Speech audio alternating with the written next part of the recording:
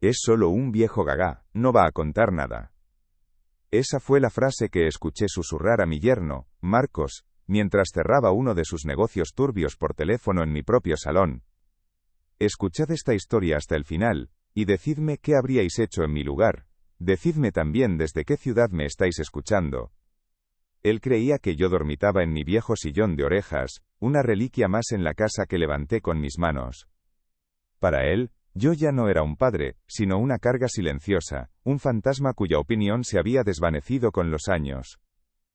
El desdén se había convertido en el aire que respirábamos, una humillación lenta que culminó en esa frase lapidaria.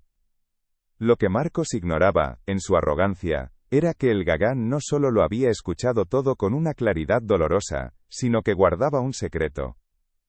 Un pequeño accidente tecnológico que se convertiría en su peor pesadilla y en mi única herramienta de justicia. Ahora mi mundo se ha encogido a los límites de esta habitación, la pequeña dependencia del jardín que me han asignado como si fuera un cuidador y no el dueño. Por la única ventana veo la casa que levanté con estas manos, ladrillo a ladrillo, y me siento como un extraño espiando una vida ajena. El aire aquí dentro huele a tierra húmeda y a soledad. Mis herramientas de ebanista, la extensión de mi alma, duermen en un trastero oscuro, cubiertas de moho, igual que mi identidad. Me paso las horas en este viejo sillón, sintiendo cómo el frío del suelo se me sube por las piernas. No es el frío del invierno, es el frío de la indiferencia. Cada crujido de la casa principal es un recordatorio de que allí dentro la vida sigue sin mí, un murmullo constante que me confirma mi nueva condición. Soy un mueble viejo, un estorbo silencioso. Las cenas son el peor teatro. Me siento a la mesa, en la silla que antes era la cabecera de la familia, y el silencio a mi alrededor es más denso que cualquier pared. Mi hija Elena evita mi mirada, concentrada en cortar su comida en trozos diminutos, como si la tarea requiriera toda su atención. Sé que se siente culpable, pero su cobardía es un cuchillo más afilado que el desprecio abierto de su marido. Marcos habla del trabajo, de sus planes, a veces incluso sobre mí, como si yo fuera un objeto o un problema logístico a resolver. El viejo necesita esto. Habrá que hacer aquello con el viejo. Escucho mi propio eco en sus palabras, la confirmación de que ya no soy Julián, el padre, el constructor. Soy una carga, una sombra que aún ocupa una silla por pura costumbre. A veces, cuando el silencio de esta habitación se vuelve insoportable, cierro los ojos y viajo atrás en el tiempo. Me veo con 30 años, las manos todavía suaves, oliendo a cedro y a barniz. Tenía un sueño, uno modesto, un pequeño taller de ebanistería artística donde cada mueble contara una historia. Pero entonces nació Elena, y su llanto era una melodía más poderosa que cualquier ambición. Cambié el aroma de la madera por el hedor metálico y frío de una fábrica. No fue un lamento, sino una elección. Cada jornada gris bajo las luces de neón, cada tornillo que apretaba en una cadena de montaje, era un peldaño invisible que construía para ella. Renuncié a tallar mis sueños para que ella pudiera construir los suyos, sin saber que un día usaría esos mismos cimientos para enterrarme. Recuerdo los primeros años de su infancia, como una sinfonía de pequeños sacrificios. Su ropa siempre estaba limpia, aunque a menudo tuviera remiendos que mi mujer cosía con una paciencia infinita. Los guisos que llenaban nuestra mesa eran humildes, pero siempre había un plato caliente y una historia que contar. Una Navidad, con el dinero justo para pasar el mes, vi en un escaparate una pequeña bicicleta roja. Trabajé 2 fines de semana extra, haciendo chapuzas de carpintería para los vecinos, con la espalda rota y las manos llenas de astillas. El día que se la di, su grito de alegría pagó con creces cada hora de cansancio. Nunca le faltó lo esencial, y lo esencial para mí, no era el lujo, sino la certeza de que era amada y protegida por encima de todo. Luego vino la casa. No era un capricho, sino la materialización de una promesa. Un ancla para nuestra familia. Mientras otros hombres descansaban los domingos, yo me convertía en albañil, en fontanero, en electricista. Cada ladrillo que coloqué con mis propias manos era un pacto de sangre con ese suelo. Recuerdo el dolor en mis riñones al final del día, las manos agrietadas y cubiertas de cemento, el polvo metido hasta en el alma. Pero entonces miraba a mi mujer trayéndome un vaso de agua, a Elena jugando entre los sacos de arena, y el agotamiento se transformaba en un orgullo sereno. Estaba construyendo nuestro refugio, El lugar donde nuestros recuerdos echarían raíces. Un castillo levantado no con dinero, sino con sudor, amor y una voluntad inquebrantable. Cuando Elena creció, su inteligencia brillaba con una luz propia que merecía el mejor de los combustibles. La Universidad de Derecho era cara, un océano que parecía inalcanzable para un obrero de fábrica. Pero no había obstáculo que pudiera frenar mi determinación. Hice turnos de noche, sacrifiqué vacaciones, acepté cada hora extra que me ofrecieron. Las noches en las que ella estudiaba hasta tarde, yo me sentaba en la cocina a revisar las cuentas, estirando cada peseta hasta el límite de su existencia. Verla con la toga el día de su graduación, fue como ver florecer el árbol que había regado durante toda mi vida. Era la abogada que yo nunca pude ser, la prueba viviente de que mi sacrificio había valido la pena, la joya de mi corona. El día que mi esposa se fue, el silencio se instaló en la casa como un inquilino permanente. El eco de nuestras risas se desvaneció, y las paredes que había levantado con tanto esfuerzo, parecían encogerse a mi alrededor. Elena ya estaba casada con Marcos, inmersa en su propia vida. Mi papel cambió. Dejé de ser el constructor, y me convertí en el guardián de los recuerdos, el jardinero de un pasado que solo yo parecía valorar. Cuidaba de sus rosales, mantenía la madera de los marcos de las ventanas nutrida, pulía los muebles que habíamos comprado juntos. Cada gesto era una forma de mantenerla viva, de conversar con ella en la quietud del hogar. Era mi manera de seguir cumpliendo mi promesa, incluso cuando ella ya no estaba para verla. Toda mi vida ha sido una entrega silenciosa, un río de esfuerzo que fluía siempre en una única dirección, hacia ellos. Nunca pedí un gracias, porque el simple hecho de ver a mi hija feliz y segura, era toda la recompensa que necesitaba. Mis manos, que soñaron con dar forma a la belleza de la madera, se endurecieron para darles a ellos una vida suave. Construí un hogar, pagué una educación, sostuve un legado. Todo lo que soy, cada arruga de mi piel, cada callo en mis dedos, es el mapa de ese viaje de entrega. Y ahora, sentado en este rincón frío, me pregunto en qué momento exacto dejé de ser el pilar que lo sostenía todo para convertirme en el estorbo que simplemente ocupa espacio. El veneno comenzó a gotear de forma sutil, casi imperceptible al principio. Las llamadas a mi hija se convirtieron en un monólogo con un contestador automático. Hola cariño, soy papá. Solo llamaba para saber cómo estabas. El silencio que seguía a mis palabras era cada vez más largo, más denso. Cuando por fin devolvía la llamada, siempre era con prisa, su voz teñida de una impaciencia que intentaba disimular malamente.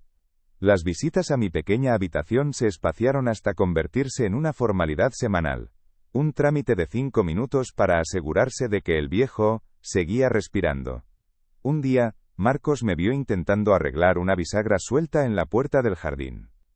Déjelo, Julián, dijo con una sonrisa que no le llegaba a los ojos. ¿No vaya a romperse algo más?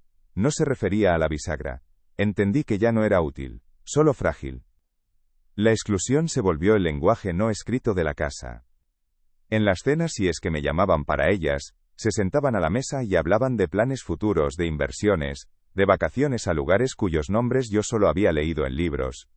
Hablaban a través de mí, como si yo fuera una estatua de sal, un espectador mudo de sus vidas. Una tarde los escuché en el porche, discutiendo sobre si debían o no talar el viejo nogal que planté cuando Elena era una niña. El árbol bajo el que le enseñé a leer. No me preguntaron, mi opinión ya no formaba parte del inventario de la casa. Me convertí en un experto en interpretar gestos. La forma en que Marcos apartaba su silla ligeramente de la mía, el modo en que Elena me pasaba el pan sin mirarme. La humillación alcanzó su cenit el día de mi cumpleaños. No esperaba una fiesta, solo un recuerdo, una palabra amable. Pasé la mañana en mi sillón, esperando. Vi a Elena y a Marcos arreglarse, perfumarse, reír mientras elegían un restaurante en el móvil. Volveremos tarde, papá, dijo mi hija desde la puerta, su voz ya distante e ajena. Ni una mención. Ni una mirada que delatara un mínimo recuerdo. Los vi salir por el camino del jardín, cogidos del brazo, y el sonido de la puerta del coche al cerrarse fue como un portazo en mi alma. Me quedé allí, en la penumbra de mi cuarto, con el único eco del silencio.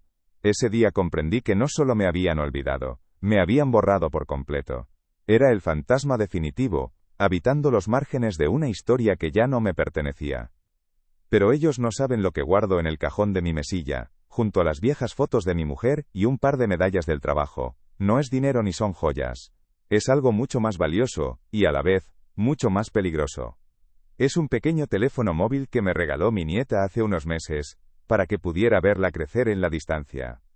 Un día, intentando torpemente grabar el canto de un jilguero que se posaba en el nogal, activé la cámara de vídeo sin darme cuenta. Dejé el aparato sobre la mesita del porche, olvidado, mientras me quedaba adormilado por el sol de la tarde. No sabía que esa lente, dirigida al azar hacia el salón, no estaba capturando el trino de un pájaro, sino el sonido de una serpiente. Un descuido tecnológico, un accidente sin importancia, que se convirtió en el testigo mudo de mi deshonra, y en el guardián de su ruina. No descubrí la grabación hasta días después, buscando liberar espacio en la memoria del aparato. Al principio solo escuché el desprecio en la voz de Marcos, esa frase sobre el viejo Gaga, que se me clavó en el pecho como un puñal helado. Pero seguí escuchando. La conversación completa se desplegó ante mí, detallando con una frialdad escalofriante el desvío de fondos, los nombres, las cifras. Un fraude que no solo lo llevaría a la cárcel, sino que destruiría la carrera de Elena, la misma que yo había construido con mi sudor. Guardé el secreto, no por malicia, sino por un dolor paralizante. ¿Cómo usarlo sin destrozar a mi propia hija? Lo mantuve oculto, como una herida que no se enseña. Pero su desdén continuo, su olvido calculado en mi cumpleaños, transformó el veneno en un antídoto. La grabación dejó de ser una carga para convertirse en mi única herramienta de justicia. Mientras ellos representaban su farsa de arrepentimiento, trayéndome el desayuno a la cama y llenando mis oídos de halagos vacíos, mi mente operaba con una precisión quirúrgica y fría. Mi respuesta a su desprecio no fue la confrontación, sino el desmantelamiento silencioso de mi propio legado. Contacté a Ernesto, mi viejo amigo notario, y en una tarde gris, reescribimos mi historia legal. El testamento, ese documento que una vez fue una declaración de amor incondicional, se convirtió en una página en blanco, esperando un nuevo destinatario. La casa, mi castillo de sudor y ladrillos, ya no sería el patrimonio de Elena. Empecé a vender mis pocas pertenencias de valor, a través de un intermediario discreto, mis herramientas de ebanista, los libros que amaba, el reloj de bolsillo de mi padre. Cada objeto que salía de esa casa era un ancla que soltaba, una liberación silenciosa mientras ellos creían que me estaban reconquistando. El último movimiento fue el más importante, el que daba sentido a todo. No era un acto de venganza, sino de restitución moral. Pensé en Lucía, la joven cuidadora del centro de día que siempre me trató con una dignidad que mi propia sangre me había negado. Ella escuchaba mis historias sobre la madera, recordaba el nombre de mi esposa y me miraba a los ojos sin lástima ni impaciencia. El capital que reuní, el fruto de una vida de trabajo y el precio de mis recuerdos vendidos, fue a parar a una cuenta a su nombre. Una mañana antes del amanecer, con una pequeña maleta que contenía apenas una muda y las fotos de mi mujer, me marché para siempre. No dejé nota. Mi silencio sería mi última palabra, mi ausencia el espejo definitivo de su indiferencia. Ellos me habían hecho invisible, y yo, finalmente había elegido desaparecer en mis propios términos. No me encontraron en la casa, sino en una modesta pensión junto al puerto, un lugar que olía a salitre y a redes de pesca. Aparecieron en el umbral de mi habitación una tarde, recortadas sus figuras contra la luz anaranjada del atardecer. Elena sostenía un ramo de flores tan grande que casi ocultaba su rostro, un rostro que imaginaba descompuesto por una angustia mal ensayada. Marcos, a su lado, cargaba una cesta con frutas exóticas y vinos caros, una ofrenda desesperada al Dios que acababan de descubrir que temían. Su voz, al llamarme, estaba untada de un respeto artificial, usando un don Julián, que pretendía borrar años de desprecio. Entraron sin esperar mi permiso, llenando el pequeño cuarto con el aroma de su perfume caro y su pánico palpable. Yo permanecí sentado en el borde de la cama, observando su teatro con la serenidad de quien ya conoce el final de la obra. Hablaron por turnos, sus palabras atropellándose en un intento torpe de construir un puente sobre el abismo que ellos mismos habían cavado.